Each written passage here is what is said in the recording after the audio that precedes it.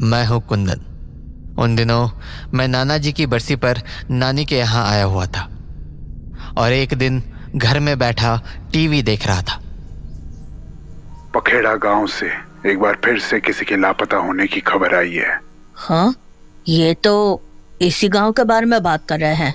पिछले 2 हफ्तों से गांव के मास्टर जी अपने घर नहीं लौटे हैं। उन्हें गांव वालों ने आखिरी बार बगीचे वाले रास्ते की ओर जाते देखा था। जो मास्टर जी हर रोज अपने घर शाम होने से पहले लौट जाया करते थे, एक गलती के कारण हमेशा के लिए लापता हो गए। उनकी गलती बस इतनी थी कि उस दिन उनको लौटने में देरी हो गई और वो रात को उस बगीचे वाले रास्ते की ओर चले गए। वही बगीचा जिसे गांव वाले शापित मानते हैं, क्योंकि रात के वक्त जो भी उस बगीचे के पास जाता है वो कभी लौट कर नहीं आता।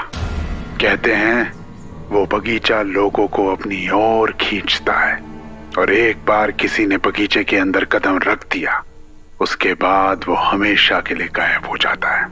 उस बगीचे के ठीक पीछे एक बूढ़ा पेड़ भी है, जहां कुछ ही साल पहले गांव के बहुत से लोगों ने एक साथ आत्महत्या कर ली थी। उस बगीचे का रहस्य क्या है वो तो कोई नहीं जानता, पर वहां कुछ तो है जो हमारी समझ से परे है।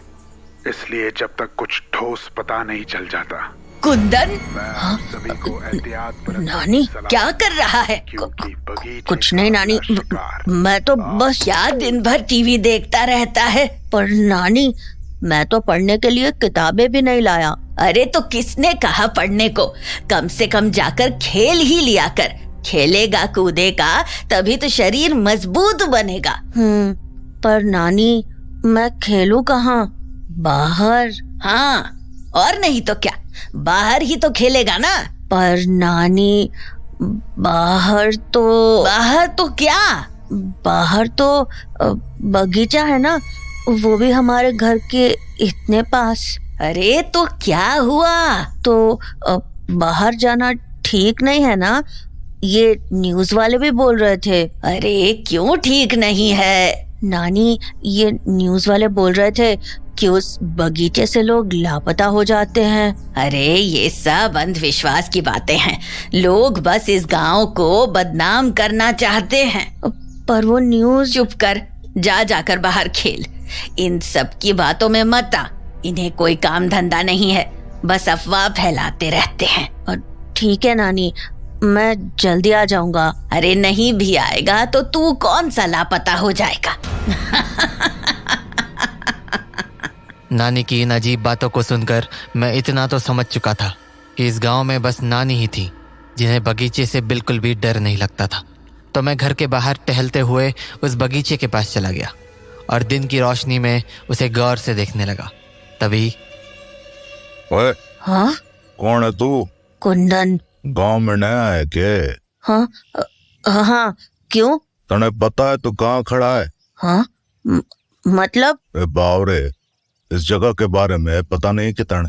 ये भूतिया बगीचा है, समझा? इसके आसपास मत जा वरना लापता हो जाएगा। लापता?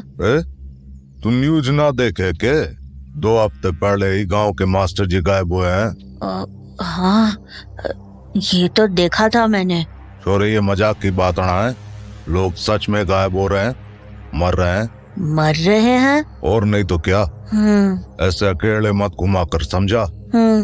आपका नाम क्या है? राजवीर नाम है हमारा। राजवीर भैया, ये बगीचा सच में लोगों को अपने अंदर खींच लेता है क्या? हाँ, ये सच है।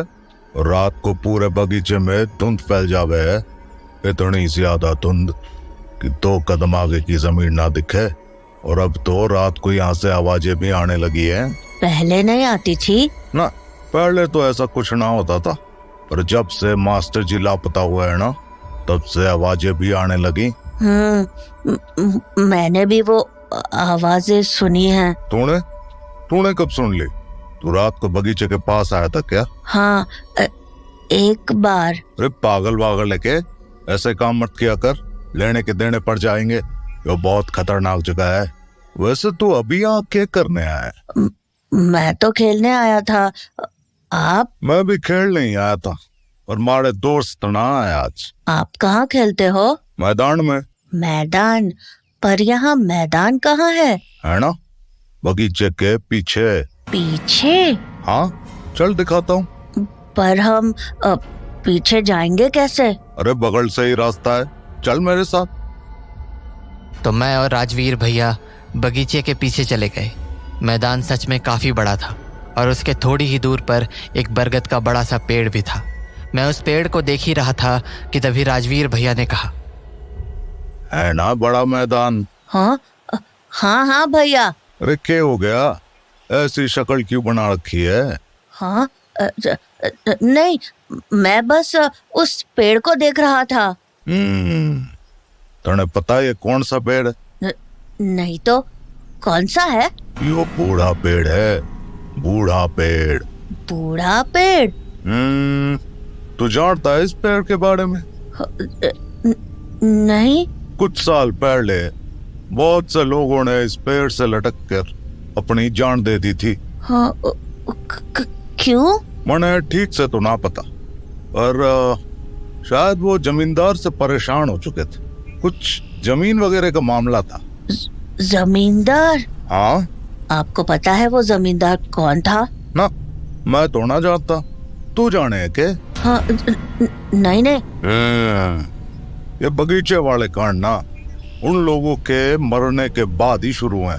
कहते हैं उनकी आत्माएं बगीचे में ही हैं और वही लोगों को अंदर खींच लेती है। कुल मिला के ये जगह ठीक ना है, समझा? चल फिर घर चलते हैं। अरे राजवीर भैया, थोड़ी देर मेरे साथ खेलो ना। अरे तेरे साथ क्या खेलूं मैं? प्लीज भैया प्लीज, बस थोड़ी देर। हाँ चल ठीक, थोड़ी देर खेल लेते हैं। तो मैं और राजवीर भैया वही मैदान में क्रिकेट खेलने लगे। पर तभी राजवीर भैया ने जोर का शॉट मारा और वो बॉल बगीचे के अंदर चली गई। राजवीर भैया, बॉल तो बगीचे के अंदर चली गई, अब क्या करेंगे? अरे बॉल गेट के पास ही पड़ी है, बाहर से ही निकल जाएगी। रुक, मैं निकाल देता हूँ। तो राजवीर भैया बगीचे के गेट के पास चले गए, पर उन्होंने बॉल निकालने के लिए जैसे ही हाथ बढ़ाया, बॉल अपने आप आगे बढ़ गई। अरे!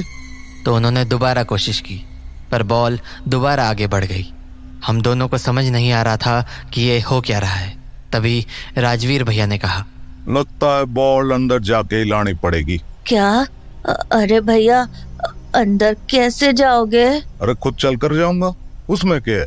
मत जाओ भैया, वो बगीचा लोगों को अंदर खींच लेता है। अरे बावरे, वो तो रात के वक्त है ना, अभी रात कहाँ हुई है? और वैसे भी सामने तो दिख रही है बॉल। तो रुक, मैं लेकर आता हूँ।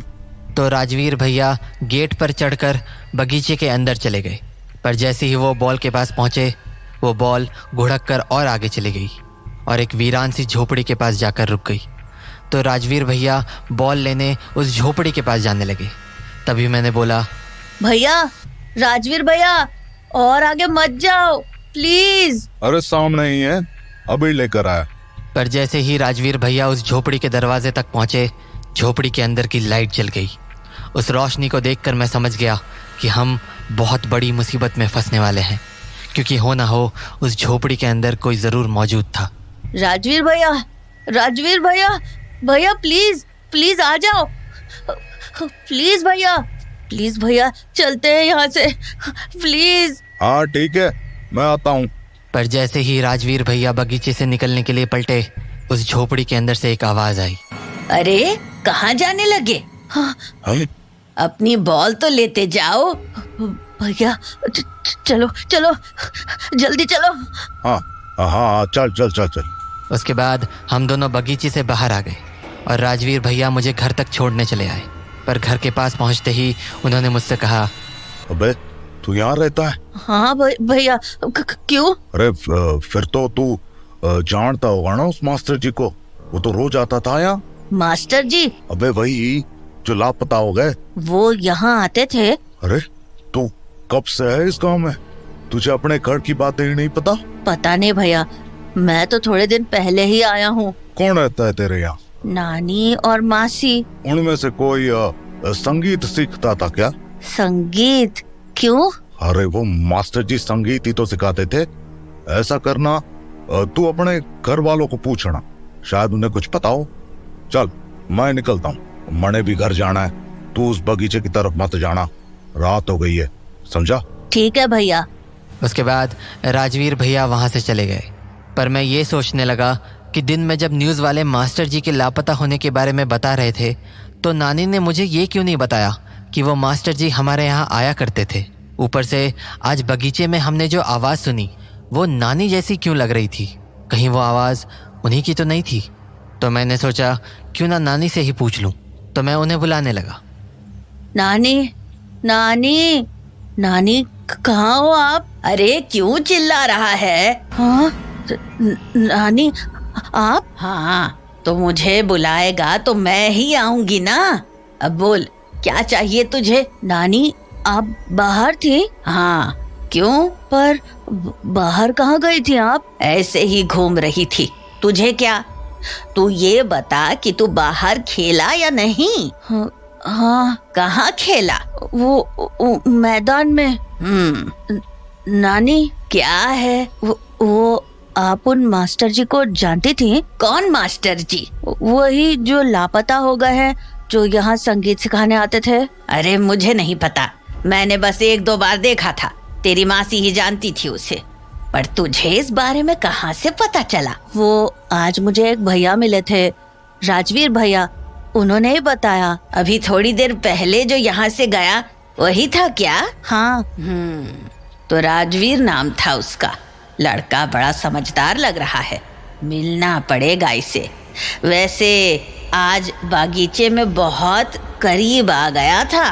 खैर, पर ये कुंदन हमेशा बागीचे के पास क्या करता रहता है?